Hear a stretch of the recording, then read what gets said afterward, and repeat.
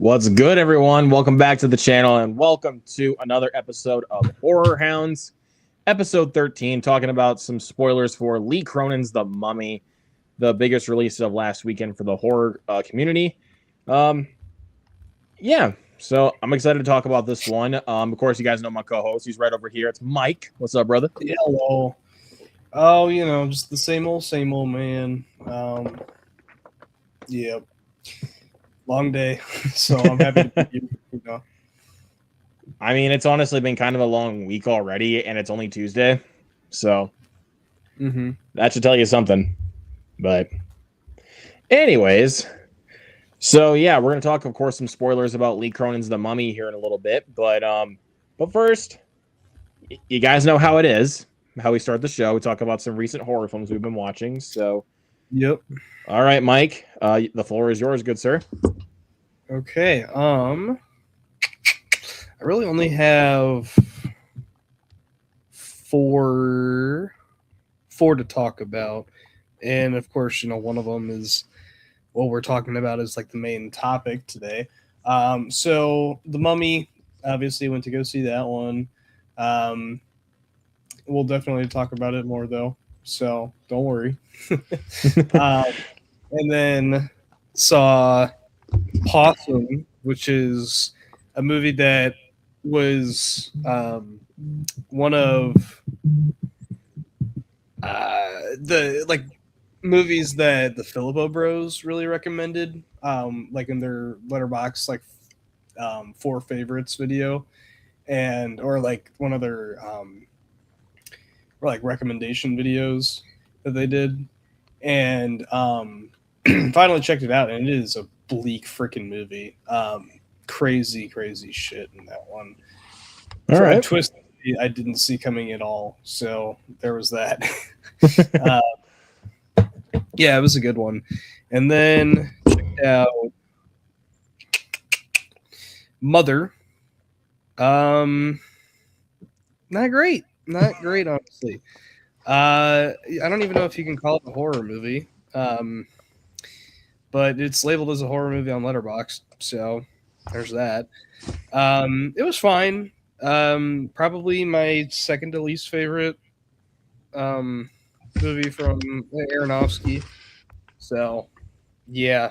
And then I checked out Phantoms, based on the Dean Koontz book, and I actually really liked it, even though it has a 9% on Rotten Tomatoes. I don't get why. It was a fun watch. It was a lot of fun. That is crazy. Say 9% for that? Yeah. I don't know why. It's stupid, but it's a fun creature feature. So, which, I mean, movies like that back in the day were obviously really poorly received. So yeah. But nowadays it's like a cult favorite. So it's one of those cases. Yeah, for sure. Yeah. So that's all you got? Yeah, it is. All right. So I rewatched They Live. I mean, I kind of count it as a horror film. I mean, it's John Carpenter, for crying out loud. So it's definitely a horror movie. I mean, it's about zombies, aliens and zombies. Yeah, come on now. Or just aliens. My bad. Yeah. Can you guys tell I've had a long fucking week? Yeah. Anyways, but yeah, They Live, one of my favorite Carpenter movies. So damn good. Rewatched Oddity to build up for Hokum.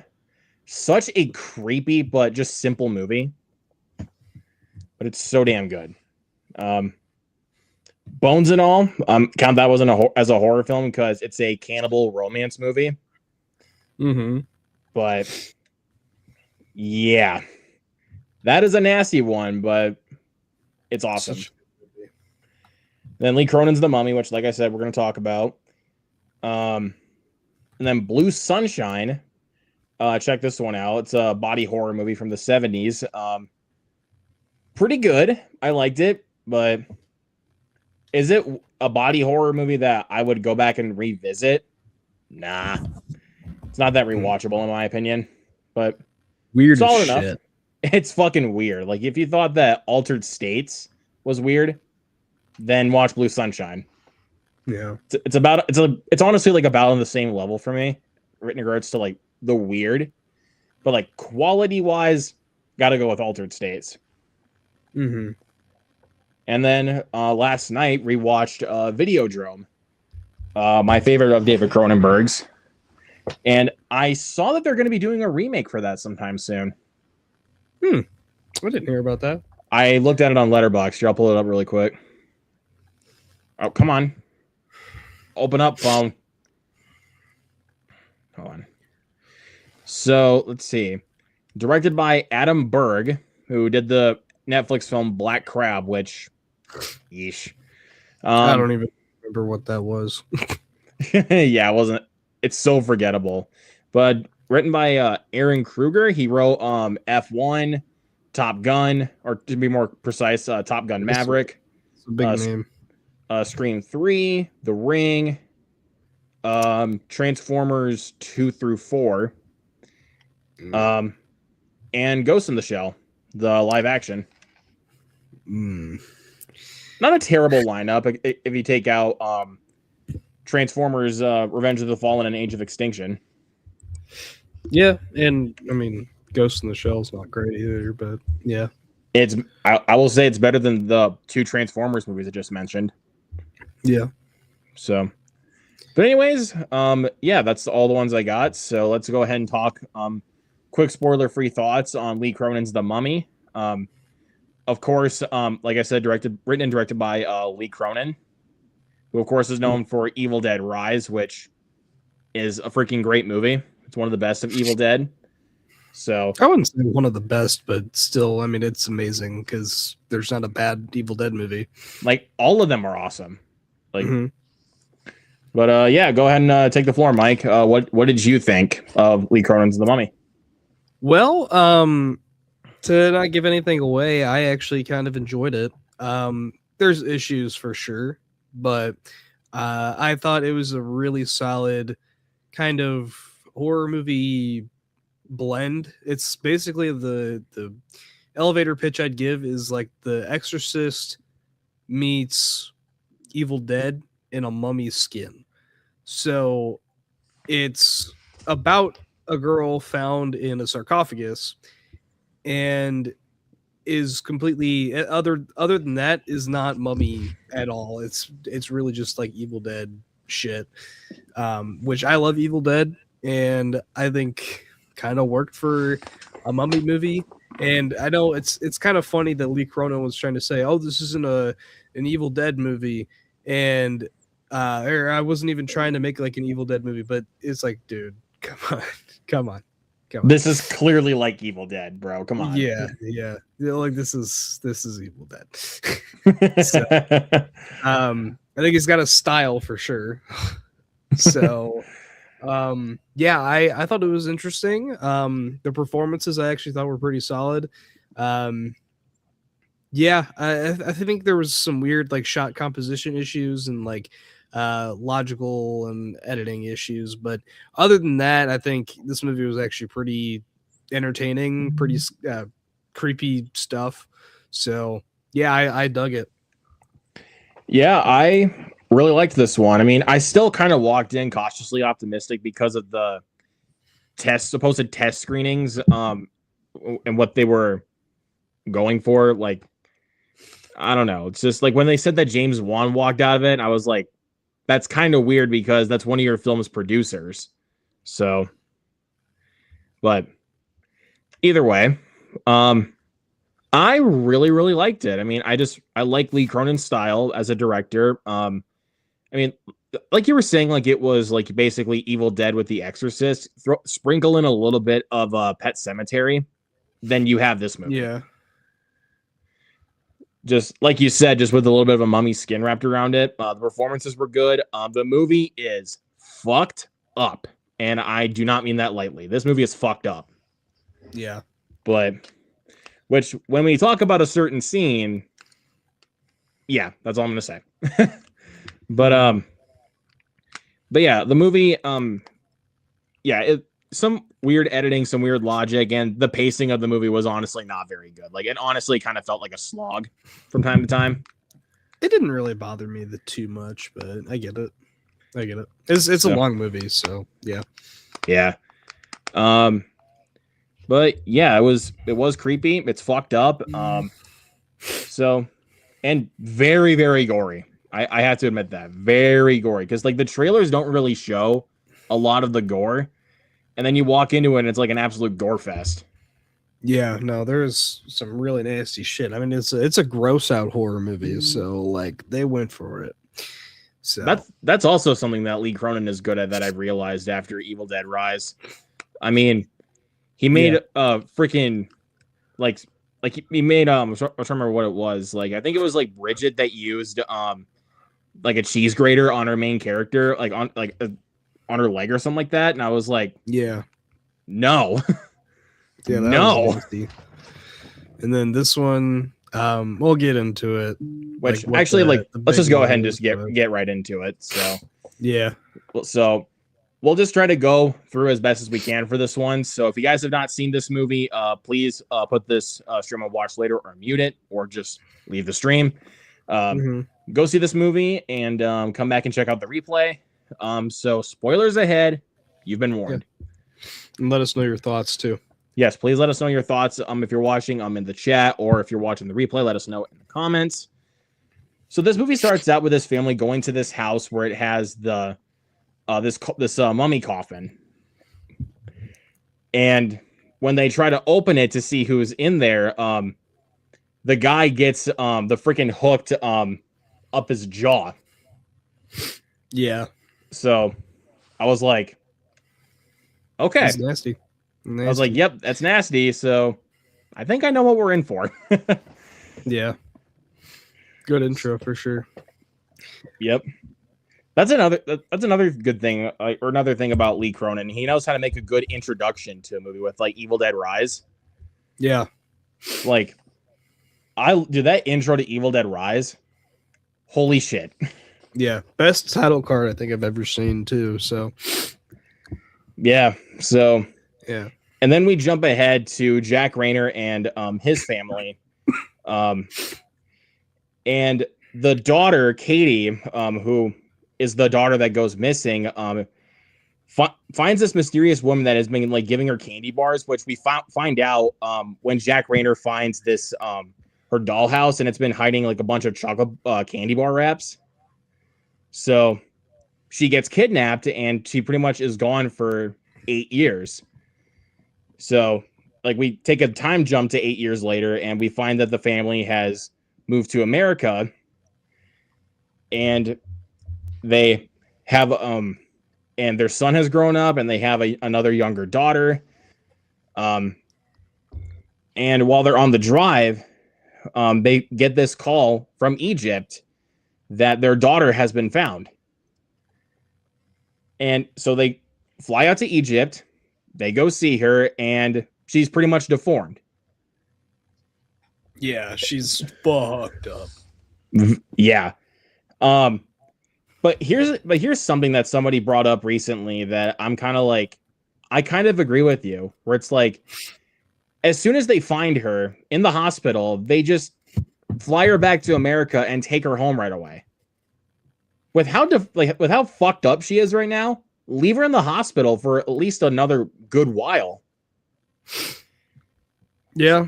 Yeah, that was kind of one of my big logical issues, is like, how the fuck did you like get her to go on a plane like that, no issues, especially with what happens later? Like, how did she not fucking crash the plane?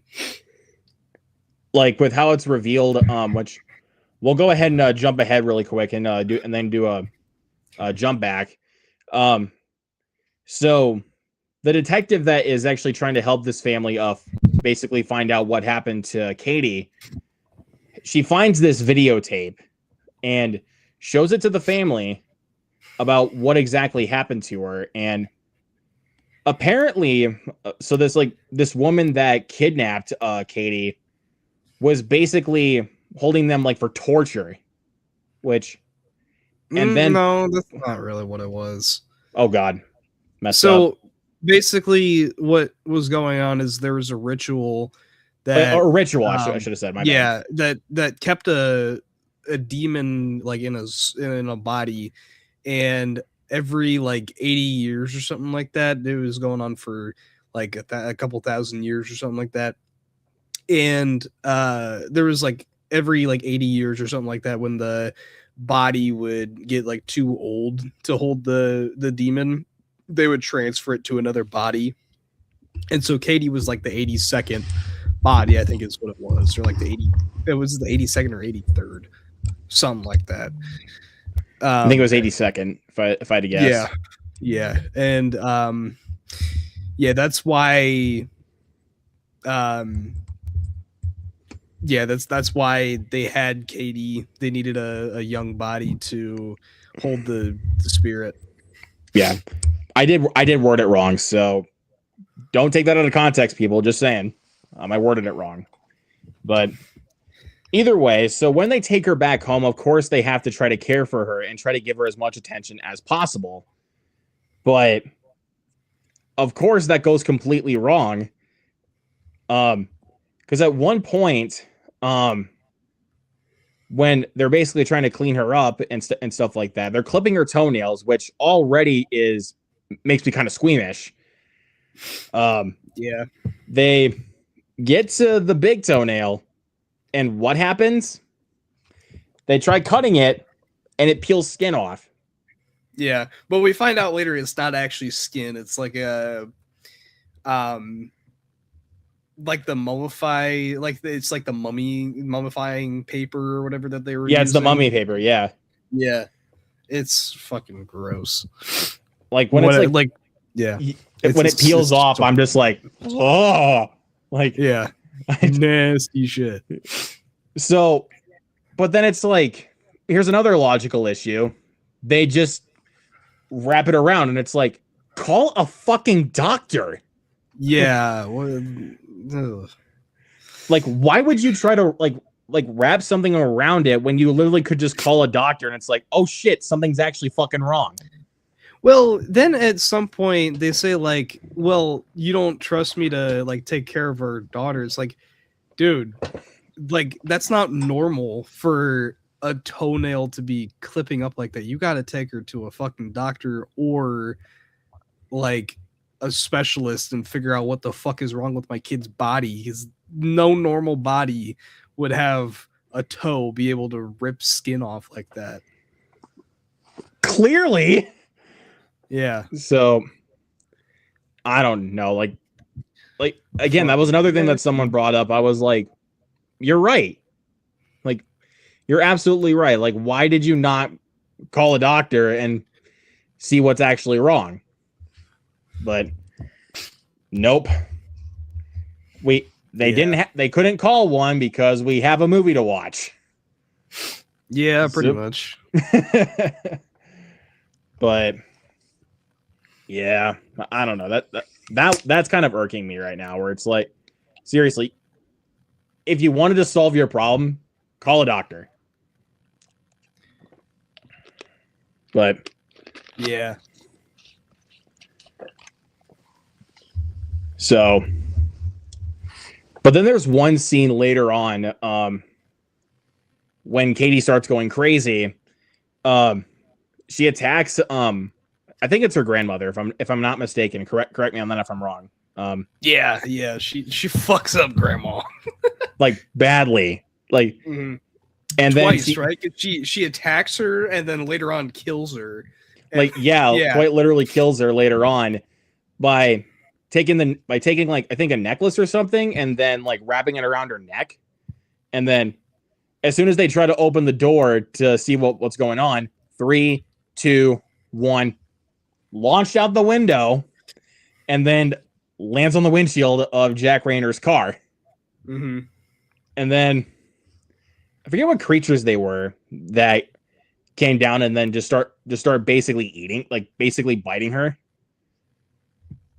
Mm-hmm. Like, I was like, nope, no, thank you.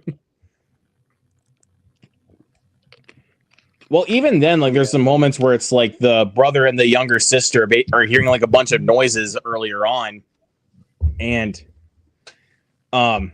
basically Katie is just running through this like what is it? Like, there's this like door that's like in the wall or something that they're like running through. It's like, I don't know. It's kind of hard for me to explain, but it is what it is. But then so like later on as grandma is killed, they host a funeral at their home, and it's not just Katie that's causing some havoc. Now the kids are affected by it. Now the other two are affected by it. Cause I think it was the younger daughter takes out grandma's dentures, and I'm just like, wait, what? Because earlier on, like, she plucks out like the rest of her teeth and then takes out grandma's dentures, puts it in her mouth, and I'm like, okay, this is very disturbing.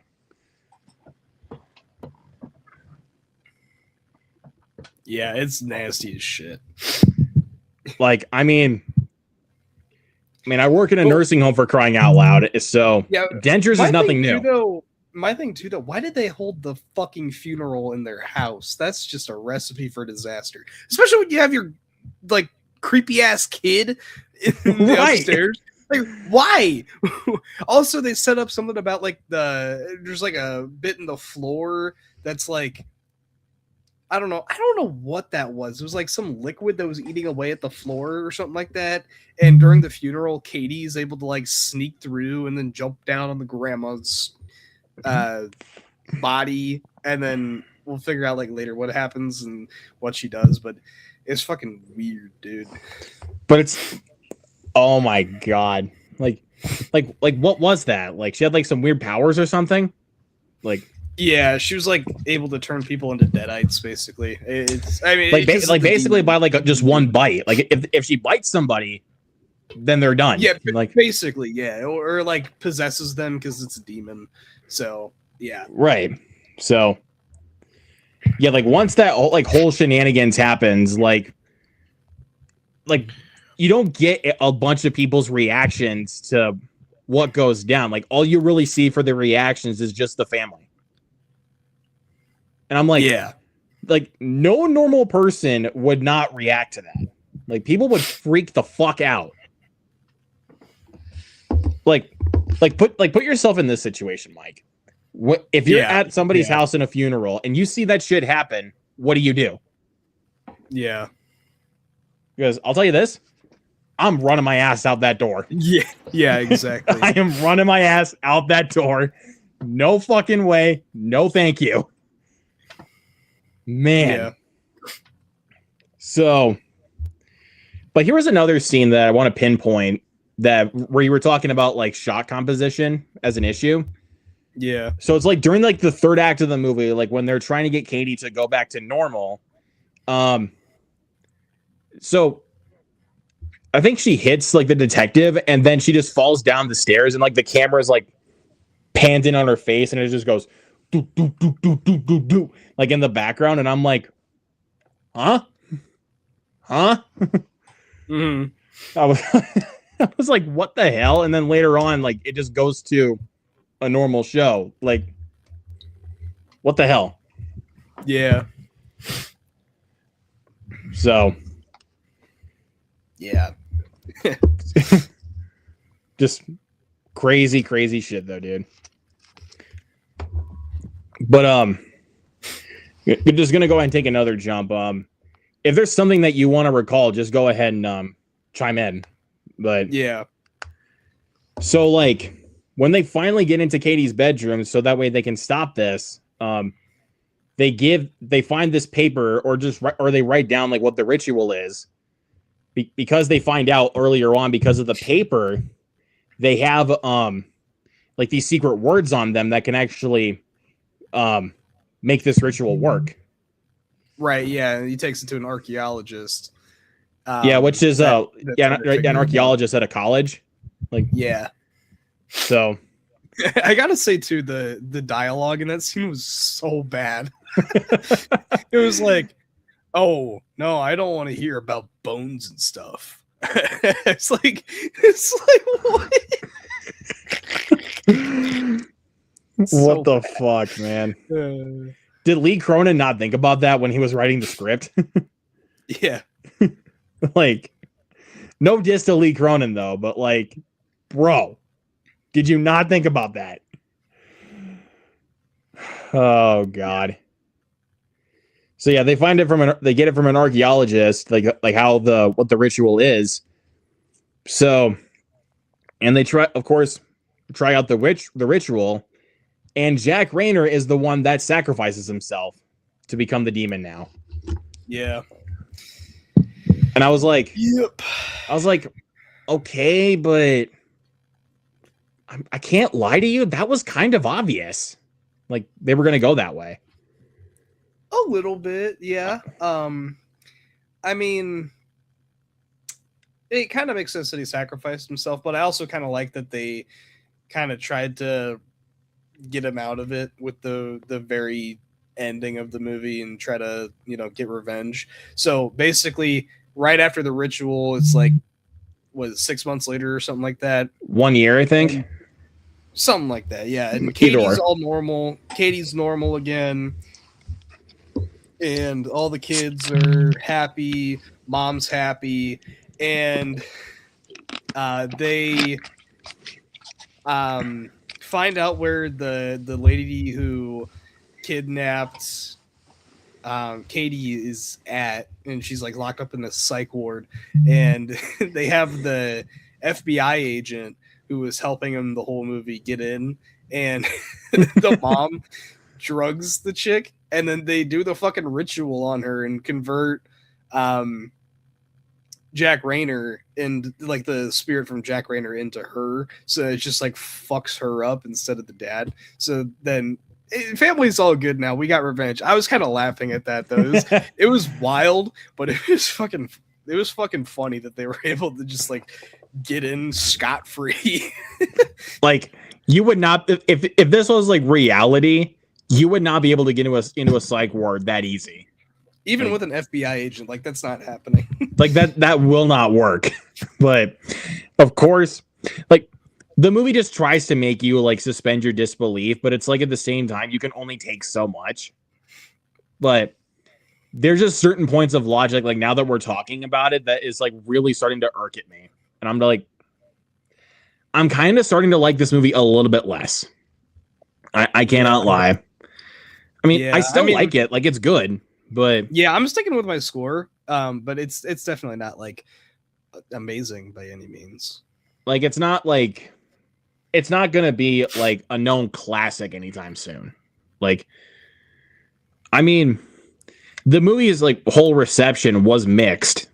Because let me see what it has right now on Rotten Tomatoes. Which, before I do that, what up, Michael? What's up, man? Said heard good thing about the film from my friend. Nice. Mike's quote of the year. Yep. here, wait, hold on. There we go. Yeah. Yep. Hey, what's up, Jason? What's up? All right, hold on. Let me see if I can find. Hold on. Well, usually horror movies are always a mix, except for some little exceptions. That is very true. I mean, if we're talking like for some upcoming horror films that are like highly praised, like Obsession and Hokum, like those are like god tier praise. Yeah, for sure. And then so right now Lee Cronin's The Mummy with 148 reviews sits at a 47%. Still somehow better than Michael, which is wild. That's kind of crazy that movie debuted with such a low score, because on Letterboxd last time I checked had a 3.6. Yeah, I'm just as confused as you are, man. I think I don't like to be this kind of guy, but it's like at the same time I don't think I can really trust Rotten Tomatoes anymore. Like, because it's like some movies like debut with such a low score, and I'm like, really? It can't be that bad. Well, I mean, It just depends on like what movie it is, though. But like Michael, it's like, what? yeah, I think honestly, it's gonna be another one of those movies that's like made for the fans. But yeah, I don't know. I mean, I'm not like a Michael Jackson purist by any mean. Like, I'm not like a huge fan of him. But Yeah. like, of course, I'm familiar with Michael Jackson. Everyone knows Michael Jackson. Yeah. Yeah. I love Michael Jackson, but I'm not like purist either. So that's why I wasn't really looking forward to it at first. But then the trailers kind of get me a little bit more excited. Like, oh, we're doing Thriller. We're doing this, that, and the other. And it's just like, oh, yeah. It's going to be hype. So we will see. The new teaser for Obsession with the added scenes has me interested. It looks great, dude. It looks so good. Yeah, not necessarily, Michael. It's not really getting trashed because I mean, I follow some people on Letterboxd that really liked it. So yeah, and the most I'm seeing for bad reviews is like mixed reception. So like mixed positive, mixed negative is kind of where it's at right now. So it's not really being trashed. It's just kind of. It's just like Rotten Tomatoes that kind of makes it look like it's a trash score. Yeah. So when really it's not. Like that's kind of why when I look at the Letterboxd ratings, I'm more understanding of that more than Rotten Tomatoes. Yeah, because it's actually like a score rating and not like a, oh yeah, so 30% of the critics that have seen this movie actually like this movie. You know, it's like. I don't know. It's not an average of scores. It's just the people who liked it. I think Sean Chandler described it. It's like the percentage of people that recommend the movie. That is the way that he described it. Yeah. And I think that's a good way to describe it. I can't lie. Can't wait for Obsession. Hell yeah, Jason. Even IGN gave it an awful rating, but who actually believes them?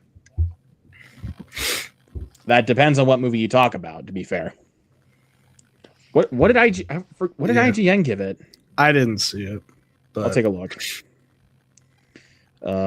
Michael Jackson movie.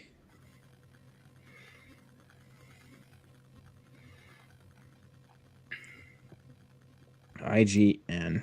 3 out of 10. Oh, damn. Yep. Gave it a 3. Wow. That is kind of shocking. But as far as scores for The Mummy goes, unless, Mike, you want to pinpoint anything else that we haven't talked about. No, I think we covered really everything. At least that was like important. Yeah. So I'd say for final score, I originally gave it a 4, like a pretty like mid 4. I think I might lower it down after talking about it to a very high 3.5. Yeah, mine's like a middle of the road 3.5. Nothing amazing, but I enjoyed it. So like there's that. It's like on an enjoyment scale, I like it. It's not amazing, but I like it, you know. Yeah. Nothing crazy. Nothing special, but it's a movie that it's like I watched. I'm like, cool. What's next? For Blumhouse, not bad. So. Better than it could have been. I will say it was better than it could have been. Like could have been way better though. I mean, it could have been way better, but it also could have been a lot worse. Yeah. I mean, Blumhouse, I mean, with the stuff that they come out and said about like Five Nights at Freddy's 2 and shit like that, I'm like, okay, Blumhouse. That's why I'm kind of glad that like Obsession is not fully Blumhouse. It's just they picked it up for distribution. Right. Yeah. That's the one thing I'm happy about because it's like it's fully Curry Barker's vision and not just, you know, some stuffed in Blumhouse bullshit, you know? Yeah. But anyways, so we covered Lee Cronin's The Mummy, but we got something extra that we're going to shove in for tonight. We're going to talk about some creature features. Mm-hmm. So, and thank you to Mike for bringing this to my attention. Of course, thank you, good sir. Mm-hmm. So, made a list. So, like always, whenever we do these discussions, we just go back and forth, just name a movie, talk about it a little bit. So, yeah. All right, Mike. You want to just bury the lead and go first? Yeah. Okay. So I mean, obviously, we kind of start with the one that defines the genre of creature feature, The Thing. Like, of course, obviously, it's like probably the best horror movie of all time. Let's be honest. I mean, like in terms of like the best, you know, I think it's probably the best. I don't know if it's my favorite, but it's one of the goats. It's so good. The effects are incredible. Performances are awesome. The story kind of making it like a paranoia thriller. You don't know what's what. I think it's awesome. So, I mean, and Luke, you would probably agree as well. I know you. I mean, so. I mean, The Thing is in my top 5 movies of all time. So, and I think I would say like top 5 favorite horror films of all time, because 3 out of the movies in my top 4 in regards to just normally in general for Letterboxd, 3 of them are horror movies. So that literally will tell you how big of a horror fan I am. Like from Hellraiser to 28 Days Later to Nosferatu to The Thing. Yeah. That explains it.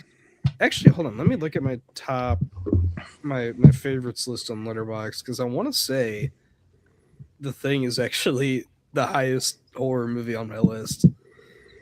And then, wouldn't you know it? It is. My number 7. Yeah, I have The Thing at number 5. Nice. But if I had to throw in just one more to really cap it off, did you count Beetlejuice? Or because that's kind of horror, more comedy, but it's kind of horror. I don't even know if I would consider it a creature feature outside of the worm. Well, I'm just saying horror in general. Like, yeah, I consider it horror. So I don't know about creature feature, but it's definitely not creature feature. No, like not even close. Yeah. But we got Stacy in the chat. What's going on? Thank you so much. But creature feature. I just made the list before we went live. I have to throw this one in as one of my personal favorites. It is a cult classic. I mean, it's not like a best of all time, but if it comes down to personal preference, I got to pick Slither. Yeah, it's an awesome movie. I mean, James Gunn's very first directed movie, and it's become a cult favorite. The Grant Monster is the big thing that makes it stand out with the practical effects and the look of the creature. Wow. Because I think I first watched it. I watched Slither when I was I think 13 for the first time. Wow. Yeah. I think I watched a Watch Mojo list about creatures with the best practical effects, and that was one of the first ones that popped up on the list. And they said, don't watch without a barf bag. And I'm like, you're damn right. Yeah. Oh, Stacy brought up a good question. What creature would you have guard your physical media? Okay, the Predator. Just because you could be hiding in a fucking tree, and anytime someone tries to touch my shit, just shoot off his gun and kill them. That would be fucking awesome. But I was gonna say the Xenomorph because I feel like they'd be a really good bodyguard, but at the same time, like the acid spit would go everywhere and probably destroy my shit, so I'd like kick its ass for it. Yeah, or not the acid blood. Yeah, they get hit once, and then like everything's gone. Your house is burning down to the ground because of their acid blood. It's like, man, you son of a bitch. Yeah, I think I'm trying to think.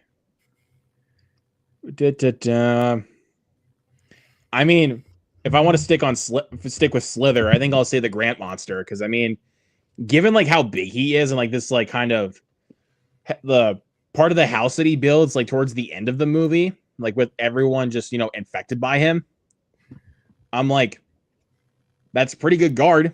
Can't lie. But I just don't want just imagine like someone walks in and then sees the Grant monster. They're gonna be like, yeah. They just turn right around and walk back away. They'd be like, hell nah. Yeah. But I mean, especially like the one kill in the movie, like when the sheriff first encounters the Grant monster. This one guy comes up, he's like, you can make it peaceful or you can make it hard. And then with one of the Grant monster's tentacles, whoop, and then splits him in half. I'm like, that is nasty. Yeah. But that comes down to great practical effects, though. And also Michael Rooker in that movie. That's an incredible performance right there. Oh, yeah. Yeah.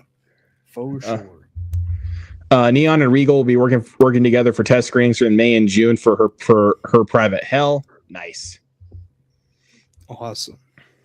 So, but yeah, I got to start off with Slither, and great start by the way with the Thing. Yeah.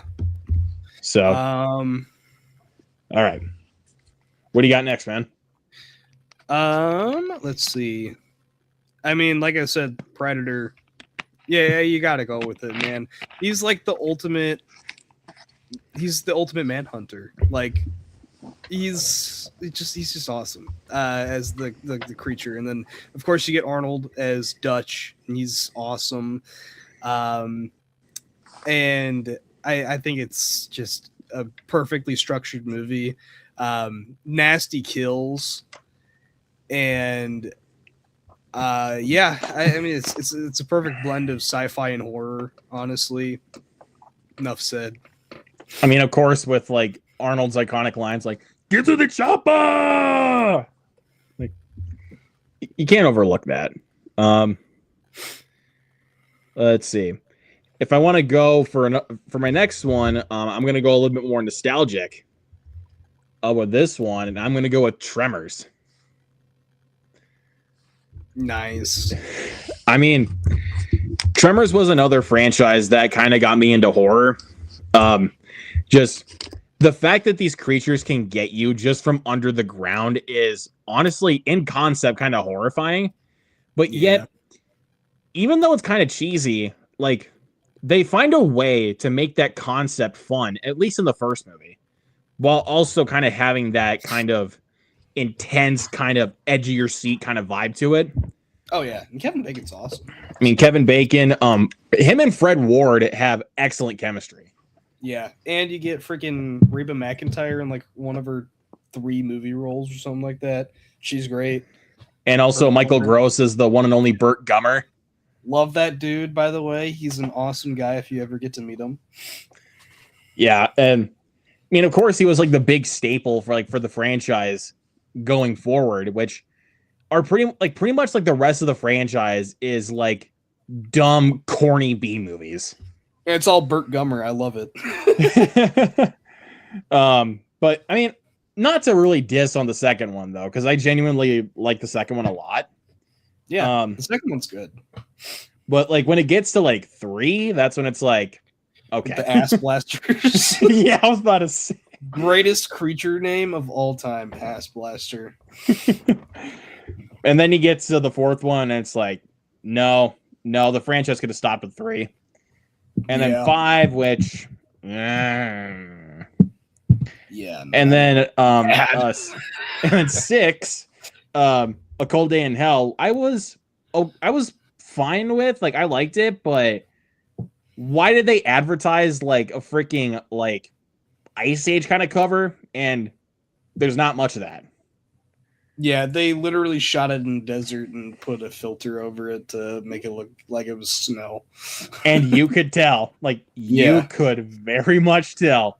Yeah. Still have not seen the 7th one yet. I still have it, but just haven't gotten around to watching it yet. But I gotta say, of course, what's up to my boy Jacob Hubbard. What's up, Jacob? Still promoting Ruby. Which, by the way, if you guys watch Jacob Hubbard's channel, his film Ruby is going to be dropping on YouTube on May 1st. So, want to just go ahead and throw that out there for you, Jacob. So, anyways, oh shit, really quick. Jacob sent this to me. So, this is from Discussing Film on Twitter. This is big news. Curry Barker is set to direct the next Texas Chainsaw Massacre movie for A24. No fucking way. I shit you. Look at that. Look at this. Look at this, bro. Way. Here, I'm going to pull this up right now. I got it right here. Ready? Let's go, dude. Dude, this is insane news. I got to pull that up on Instagram now. Hold on. Discussing film. Bro, that is insane they news. Haven't even posted it on there. That's like brand new. Here, I'll go ahead. Hey, okay, they got it on Dawn of the Discs. Okay. Bro. Wow. You heard it here first, folks. That's about to be like the best fucking Texas Chainsaw movie. Yeah, this is absolutely wild. Yeah. So yeah, there you go. Big news of the night. Yeah. So anyways, yeah, Tremors is great. One of my favorites from my childhood. So if you guys have not seen it, go check it out. I mean, even though I will say it does kind of require some nostalgia, but I grew up on it, so I got some nostalgia. Yeah, but like there's moments that I think hold up, but of course there's just some where it's like, okay. Yeah. If you want to watch the entire franchise, just be prepared. It's a lot of straight to video trash. Like they're not good after 2. Like 2 even kind of stretches it to a point, but it's still fun. Yeah. And after that, it's not really. But also, you're welcome, by the way, Jacob, for the Ruby plug. You're very welcome, good sir. Love it. All right, Mike, take the floor. All right. Well, another like body horror kind of creature feature. We got The Fly. My favorite Cronenberg movie, personally. Jeff Goldblum is incredible. The creature design is disgusting, which is awesome because it's supposed to be gross. It's supposed to be gross. So yeah. Nothing more to be said about this movie, man. It's so fucking good. Quite depressing though, too, man. But it's so good. I mean, like the practical effects just on Jeff Goldblum alone just make it worth the watch. I mean, and just Jeff Goldblum in general. What can you say about Jeff Goldblum? He's the GOAT. Yeah. I gave it a call. Love that guy. Yeah. All also, right. Thank you, Stacy. Yep. Oh, I got to pull up that comment. Yeah. Thank you. There you go. If you also want to go creature feature, I know this one is technically just, if we talk like creature features, of course, we also got to talk about a shark movie, Jaws. Oh, absolutely. Yeah. Of course, got to talk about Jaws. I know we talked about it last stream when we talked about like best summer horror, but like creature feature, if you bring up The Thing, you have to bring up Jaws. Jaws, what can you really say about Jaws? It's one of the best movies of all time. And it's honestly, I'd say at this point now, I'd say probably top 3 Spielberg. The more and more I think about it now, and especially after seeing it on the big screen, which was an incredible experience, it's got to be top 3 for Spielberg. So, hell yeah. You're gonna need a bigger boat. Oh yeah. Hooper, neutral, you idiot. Hooper. There's so many great, like, also quotable lines from Jaws. Yeah. Like, despite how intense that movie can be, it's quotable. Yeah. And if we're talking about Jaws, we might as well talk about Jaws in space, Alien. Oh, of course. Yes. I love it. And Aliens. Let's throw that Alien in and there. Aliens. I mean, Yeah, go for it. yeah. Ripley, one of the great movie characters of all time. She's awesome. Gotta love the creature design. Probably the best creature design that's not called Predator is the Xenomorph. I think it's incredible what they were able to pull off. Like, especially, you know, in the 70s when you're like having a dude walk around in this suit and it looks so nasty and slimy, even with like old cameras picking it up. It is so cool what they were able to pull off.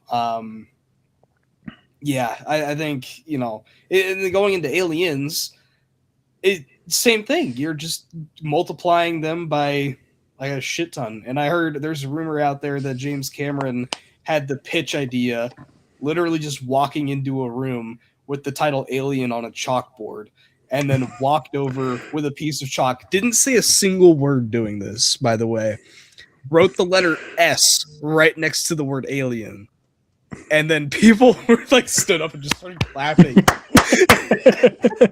It's like, that's the best pitch of all time. If that's true, that is I know that's true, but at the same time, it's like that's fucking awesome. I'm saying if that's true. I don't know if it is true, but because it's just a rumor. But if that is true, that is just fucking incredible. But also kind of hilarious at the same time, where it's like exactly like you bring in the chalkboard.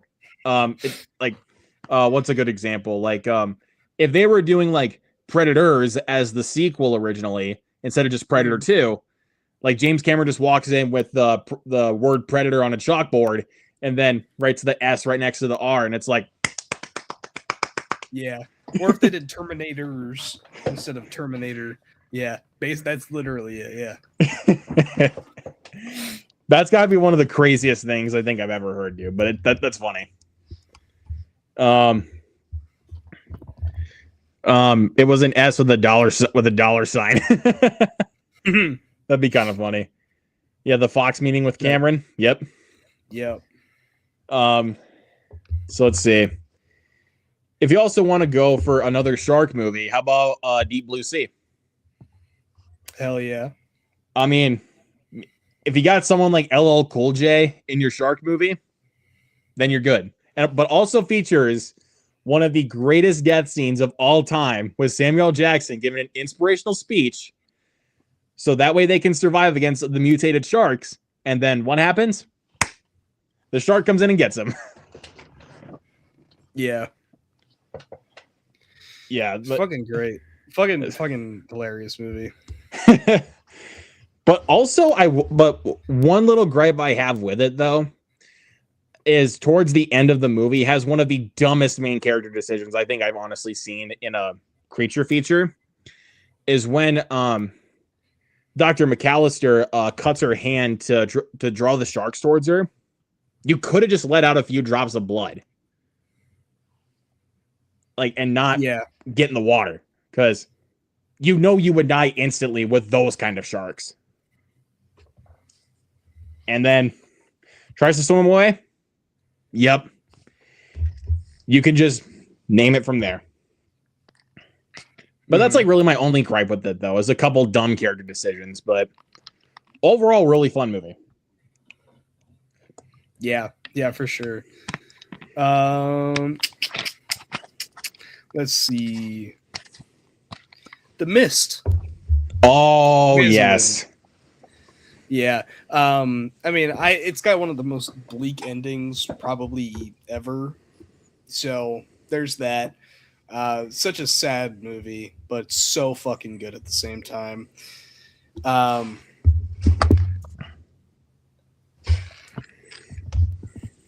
Yeah, it's just great. It's so good. It just makes you one of my favorite Stephen King adaptations, and I'm excited for the Mike Flanagan reimagining. I mean, if you got Mike Flanagan, it's already like, where's the ticket? Yeah. So, yeah. Can't wait for that. But want to go for another one? Let's see, what else do I got? The Descent. Oh yeah, that's a great one for sure. That's also how you perfectly do claustrophobic thrillers. Just setting it just entirely in this one cave, and you're basically just kind of stuck in these situations with these characters. And also the creature design for the Descent. Yeah. Great stuff, man. So, for sure.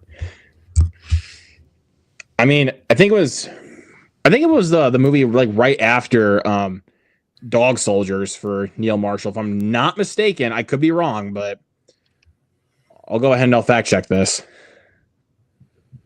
Like earliest first. Okay, yeah, it was right after Dog Soldiers. Yeah. Which, I mean, I know that's a werewolf movie, but that'll count. I'll throw that one in there too. I love Dog Soldiers.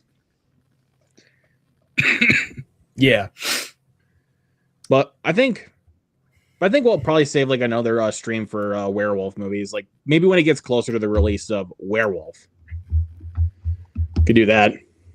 Yeah, for sure. Yeah. Really the only other one that I wanted to bring up was Godzilla. I mean, it's the ultimate big kaiju creature feature, and it's awesome. Actually, and Creature from the Black Lagoon, the original creature feature, or one of the original creature features, so good. So good. There's a couple more I want to mention also, but if you also want to talk like Godzilla, in regards to Godzilla, you also got to bring up Godzilla -1. Oh yeah, the best Godzilla movie. Yeah, without a doubt. Yeah. So, and I cannot fucking wait for -0. Like, dude, the teaser for that looks so good. Yes, bring on -0. Yeah. Also, got to say, what's up to Joel? What is up, Joel? And Stacy asked, "Do you like the Ghost in the Darkness?" I think it's a lion attack movie with Michael Douglas and Val Kilmer. That's a good one. Yeah, I've seen it. It's okay. I mean, I haven't seen it in a while, but the first time I watched, I remember really enjoying it. But so I'm gonna group these two into one because by concept they're practically the same movie, but Cujo and Primate. Gonna group those two into one. Yeah. I mean, Cujo, you have a Saint Bernard attacking people. And in Primate, you replace the Saint Bernard with a chimpanzee that gets rabies. But Cujo also has a really good like claustrophobic kind of setting to it. And also Dee Wallace is incredible in that movie. I think coming fresh off of E.T. I think it was the year after E.T. But also kind of one of the better Stephen King adaptations from the 80s. And then Primate came out this year. Also, hints in the background. Just got it today, released on physical media. So, yeah, it was such a fun movie to watch in the theater. I haven't watched it at home yet, but I plan to maybe later tonight. But it's such a fun creature feature, just with a chimpanzee going crazy because he gets rabies and just fucks people up. Yeah. But also features one of the gnarliest kills for a creature feature when he rips the dude's jaw off. Hell yeah, dude. Oh man.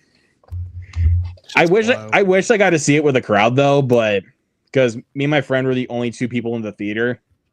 I wish I got to have a crowd experience because a crowd experience probably would have made it even better. Yeah. Yeah, it was fun seeing it with friends. So I'll just say that. But yeah. I think when we did a spoiler talk for Primate, you told me a funny story, which if you guys haven't seen that stream, go check that out. I think I was trying to remember what it was. Oh yeah. I remember now, but go watch the stream for context, people. But yeah, I think that will do it for this episode of Horror Hounds. So hope you guys enjoyed this spoiler talk of Lee Cronin's The Mummy and also talking about some creature features. I think we will try to be back next week to talk some vampire movies. Yep. But of course, since Mike has a new job, just got to keep me in the loop with the schedule and see if we can make a day work. Yeah. So, for sure. But yeah, and the week after, we're gonna try to plan for a spoiler talk for Hokum if I get a chance to go see it, which I'm hoping to. Fingers crossed. But yeah, sure. Yeah, that will do it. So, Movie Fanatics episode tomorrow night. I'm planning to go see Michael on Friday, so I might do a short review. And what's up, Prince? Mummy. That's a great way to end the stream. Yup. But all right. But yeah, so I'll probably do a short review for Michael, and then on Sunday we got a watch along coming up for Good Fortune. So stay tuned for that. So lots of fun stuff to look forward to. So of course, subscribe to my channel, hit that like button, all that good stuff, and of course subscribe to Mike's channel, Mike's Film Fix, and Mike at Midnight. Go subscribe to both of them because he deserves your support. He's an awesome dude. So, but anyways, y'all, thank you so much for watching. Hope you guys have a great night. Peace out.